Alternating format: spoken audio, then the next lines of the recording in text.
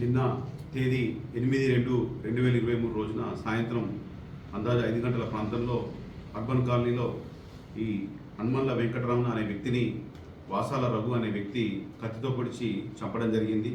ఇటు విషయంలో మృతుని యొక్క భార్య హనుమల్ల పావని దరఖాస్తు మేరకు ఇటు విషయం పైన కేసు నమోదు చేసి దీంట్లో మా పై అధికారుల ఆదేశాల మేరకు ఇన్వెస్టిగేషన్ చేసి ఈ అక్యూజ్డ్ అయినటువంటి వాసాల రఘును పట్టుకోవడం జరిగింది.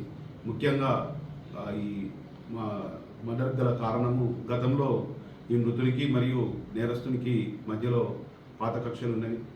అదేవిధంగా ఇతని పైన మృతుడు గతంలో కేసులు పెట్టించాడని, అదేవిధంగా మృతుడు నేరస్తుని యొక్క కుటుంబం గురించి, అదేవిధంగా వాళ్ళ మదర్ గురించి బయట తప్పుడు మాట్లాడుతున్నారని చెప్పి కక్ష పెంచుకొని నిన్న అతన్ని కత్తితో పొడిచి చంపడం జరిగింది.